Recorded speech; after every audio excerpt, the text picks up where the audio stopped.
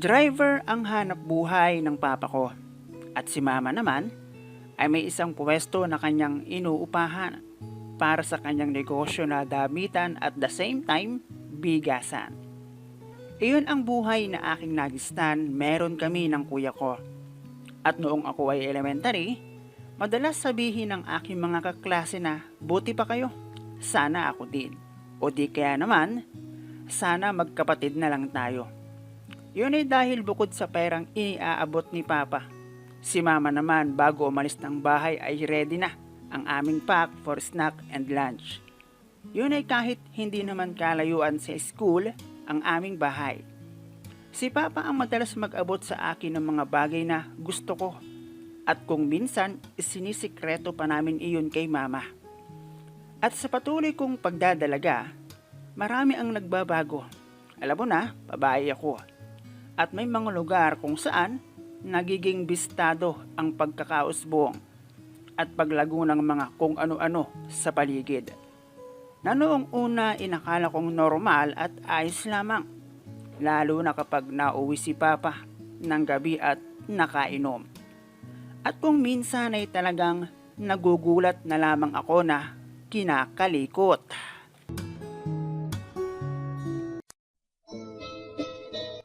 Hello guys and welcome dito sa Kasgul TV. At syempre kung ikaw ay bago dito sa akin channel at trip mo ang ganitong klase ng kwento, palike and subscribe naman dyan.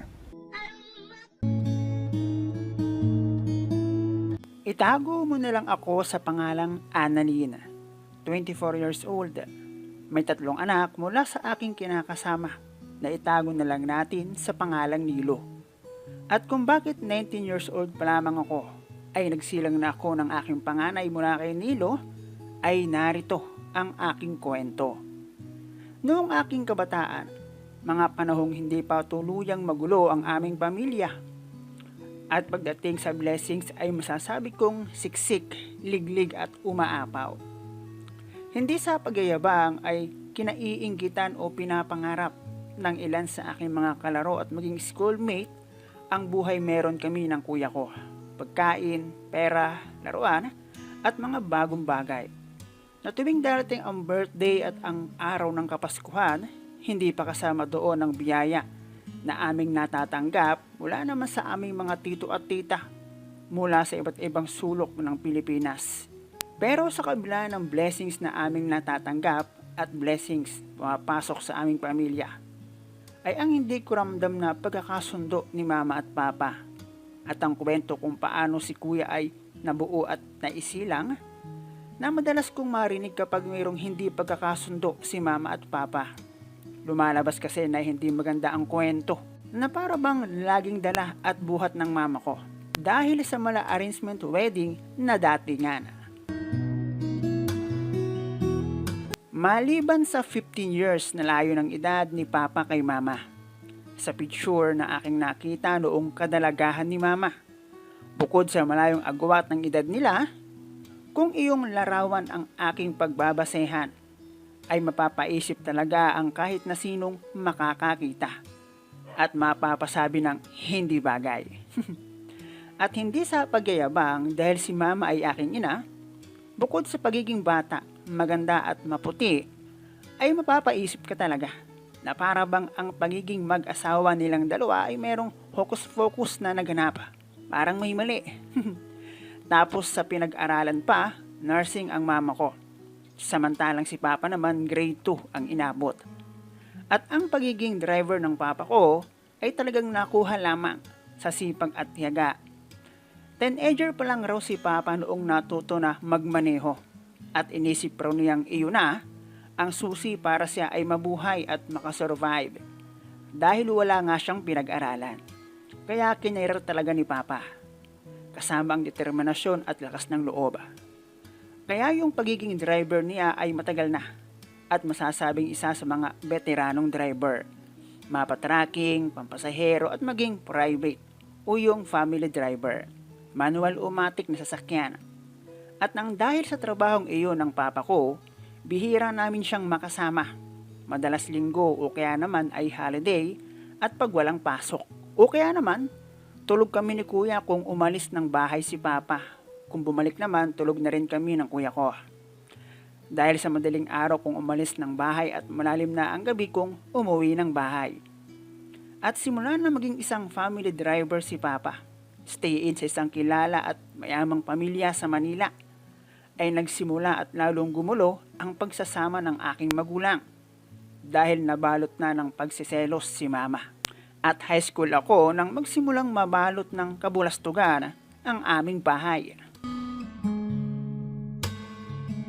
At nang dahil doon, ang blessings na pumapasok sa aming pamilya, dahan-dahang naglalaho.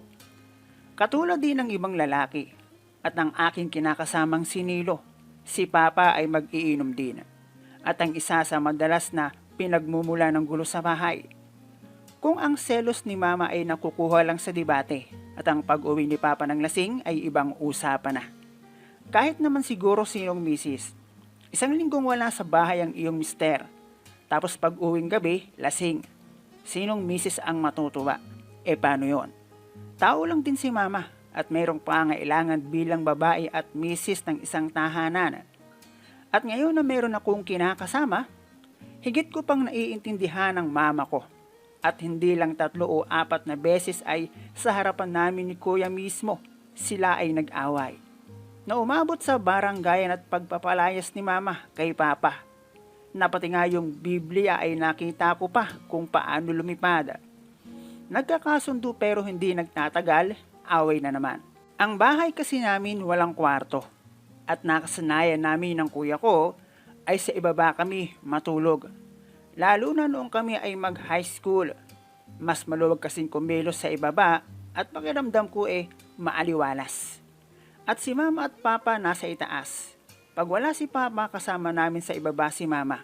Kaya naman pag alam ni mama na uuwi si papa, sa taas na iyon natutulog. Alam niyo na, naghahanda iyon sa pag-uwi ni papa.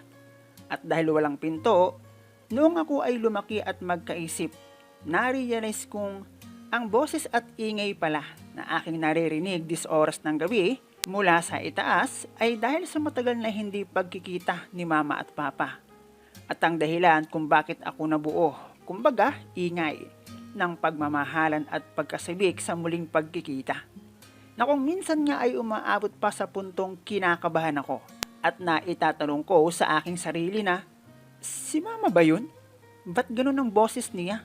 Para kasi siyang gigil na gustong magsisigaw pero hindi niya magawa. At sa pagtagal ng panahon, ang ingay na iyon ay napalitan ng gulo, galit at pagliliparan ng gamit sa bahay.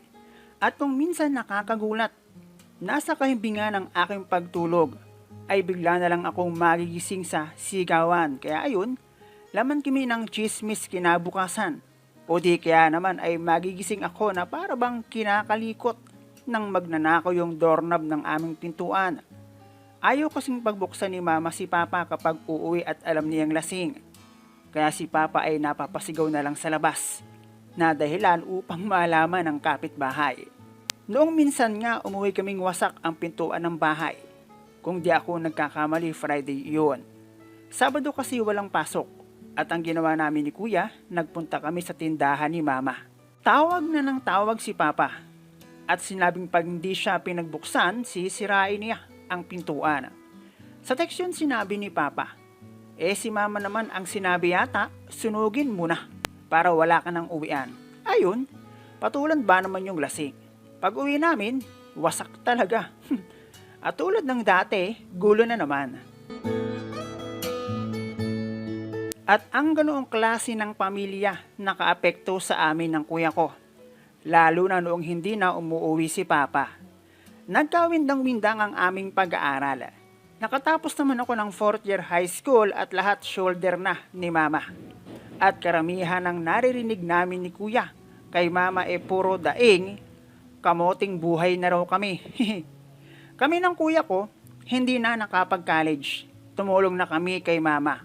Pero kuya ko ang nauna dahil una siyang nakatapos ng 4th year. Sunod-sunod na rin kasi ang nangyaring pangangamote namin. Napalis na si mama doon sa tindahan dahil hindi na nakakabayad ng renta. At yung bahay namin ay mayroon ng letters for auction. Pero si mama hindi sumuko at nagkarenderya naman siya.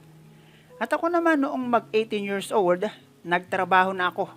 At dito ko naman nakilala si Nilo na siyang nakapagpalobo ng aking tummy. Galit na galit noon si mama dahil bukod sa paglobo ng aking tummy, si kuya nagdadala ng babae sa bahay. Na hindi nagtagal, lumobo rin yung tummy ng babae. At kung hindi pananagutan ni kuya, barangay ang kanyang aabutin. Hanggang sa ayun, masakit dahil ngayon wasak na ang aming pamilya. Wala na ang bahay kung saan kami isinilang, lumaki at nagkaisip. Tuluyan ang nagkahiwalay si mama at papa. Papa ko may iba ng kinakasama. Kuya ko naman, 2 na anak. Mama ko naman nag-ibang bansa. At ako, eto. Mukhang malabo na ang maranasan ang ikasala. 3 na ang anak namin ni Nilo. Ang masaklap, may bisyo rin si Nilo.